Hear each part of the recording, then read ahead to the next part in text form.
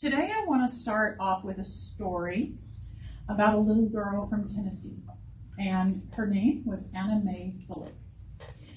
And the soul that chose to incarnate as this girl must have been a very resilient soul, because she was going to face many fears, hardships, poverty, violence, all of this at a very young age. And these themes would repeat themselves throughout her life until she conquered them. So she was born during the Great Depression in Tennessee, and she was born to parents who were struggling in their own relationship. There was, the relationship was so violent that her mother actually fled, and Anna Mae went to live with one of her grandparents for safety. And it wouldn't be the last time, actually, that she had to move to keep herself safe. But as a child, Anna Mae found a passion for love and music, and she just would pour her heart and soul into every song that she sang, and she was determined to chase this dream. And so she joined a local church choir and kind of honed her vocal talents. And it was during one of these performances with the church that she met the man that would eventually become her husband. But before she could marry him, she got pregnant by another man and had a child at age 18. And then by 19, the man whose attention she got, he was so impressed with her talent and her charismatic stage presence. He saw just this great potential in Anna Mae, and he offered her a chance to join his band. And he brought her into his world of music. And his name was Ike Turner, and Anna Mae soon became who we all know as Tina Turner. So she was so excited for the opportunity to pursue her musical career, and they formed this musical partnership on the stage but also off stage, and Ike and Tina Turner became the famous duo that most of us are aware of.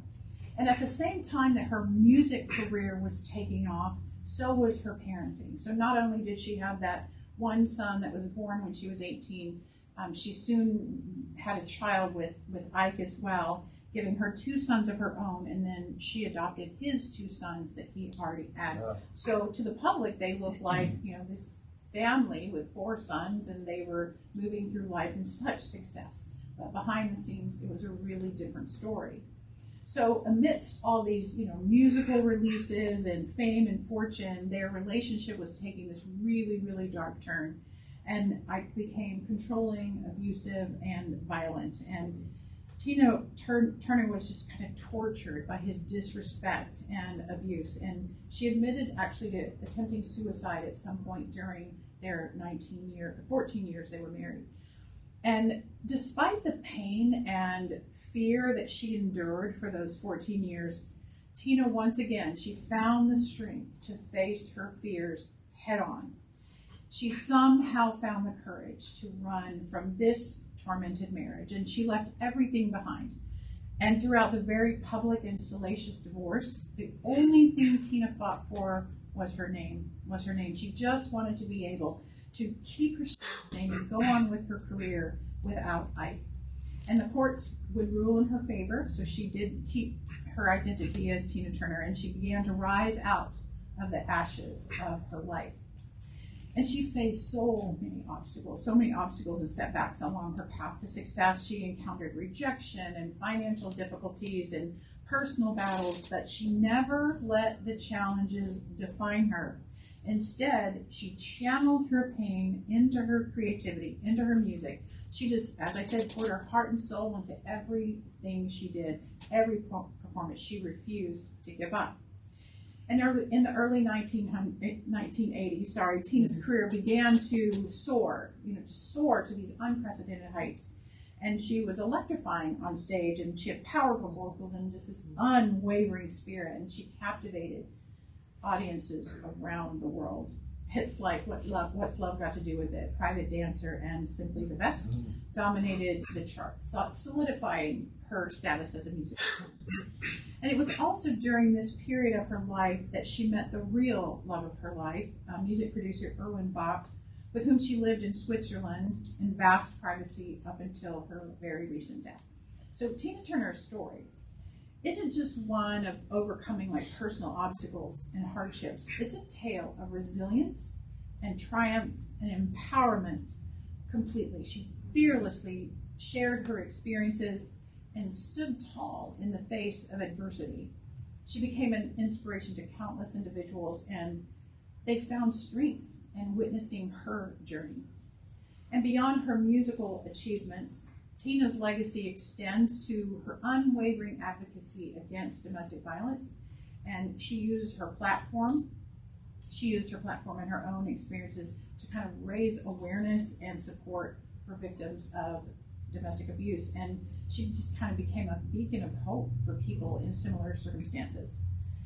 And her struggles didn't end with her career success. Both of the sons that she birthed, she also buried.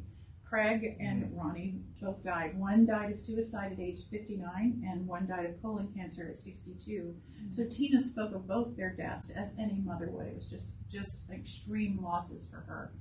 But her incredible journey from this little small town girl to an international superstar stands as a testament to the indomitable human spirit. Her determined resilience and unwavering courage allowed her to rise, and to rise.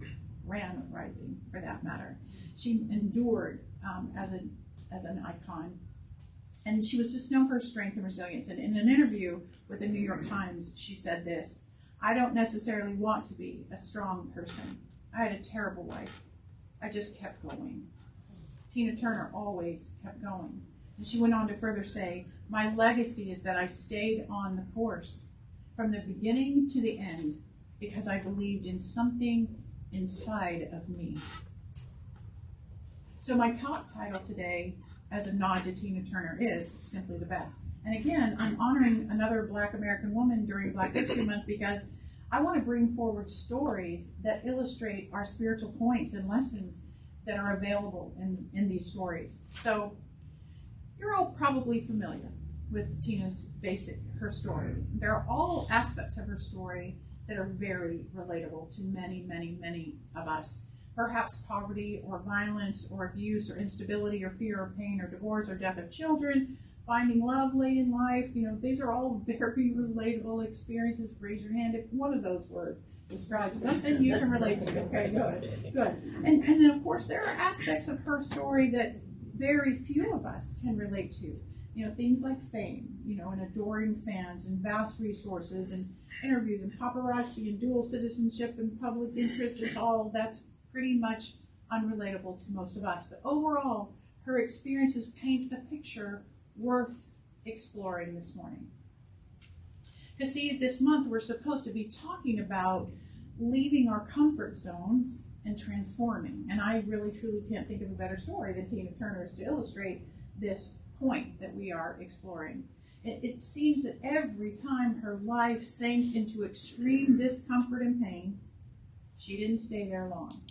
They're saying, like, if you're going through hell, don't set up camp. Just keep going. I think Tina Turner did that. She just kept moving.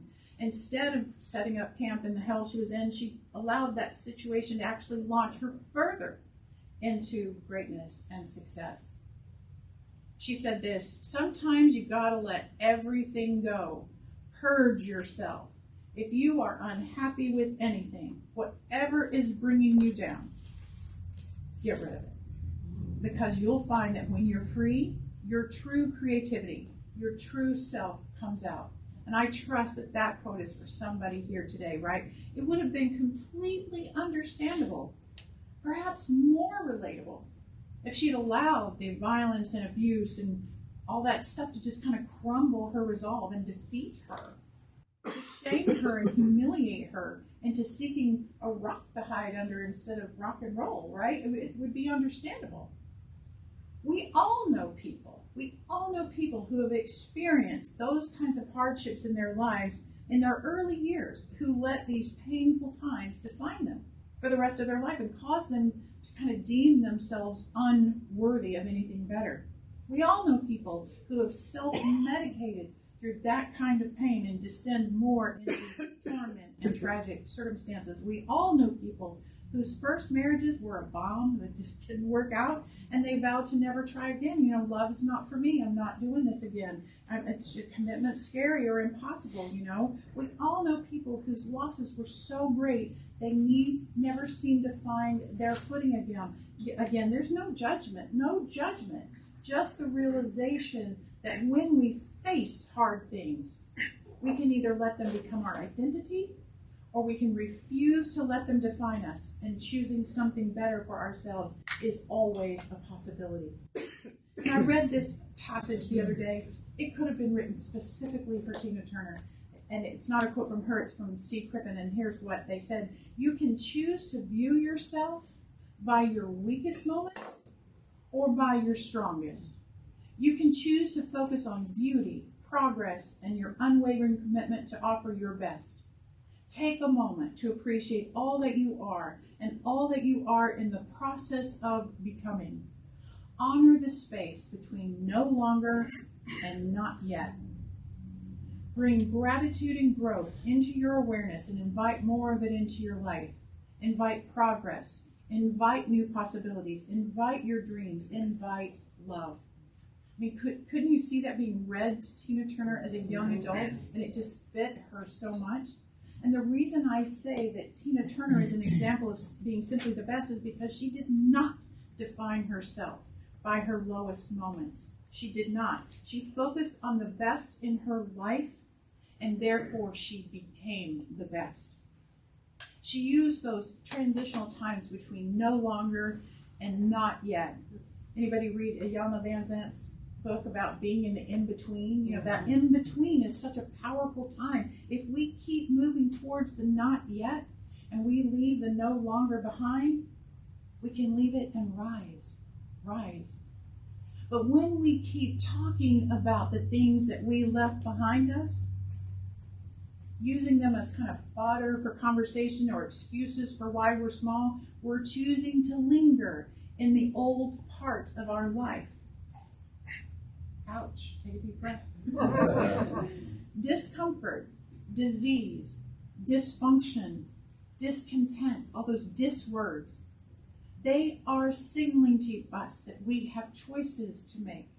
Either continue to choose those things, those relationships, circumstances, situations, and settings that are at the root of all those dis words, by talking about them and empowering them in our decision making, or we can make a choice to change. When we change, what else changes? Our conversations change. Our circumstances change. The people around us change. Our routines change. Our energy field changes. Now here's the thing, spirit or your soul, it's not going to force you to change. It's not. It can't. You have free will. You have the free will to stay or go, stop or continue. You have free will to choose or change. But here's what I know. Spirit is waiting for us. Spirit's waiting for you to signal your willingness. Spirit's just waiting for you to say, I had enough. I've had enough, right? Spirit is just waiting for you to ask for help. Spirit is waiting as you figure out that you have a connection to the powerful good and you can use it. It's just waiting. But there's an alchemy that happens. There's a magic that happens when we reach out for help in our decision to tackle the change we must make to grow and evolve. Spiritual power and energy flows towards us. And how does it show up when we say, I've had enough, I'm ready to change, I need help? What shows up? Teachers, people, helpers, therapeutic partners, messages, ideas, opportunities. But we must ask. We must seek, Scripture says, and we must knock. Because when we do those things, we start to receive and we start to find, and doors begin to open when we knock. And Tina Turner is just an example of that.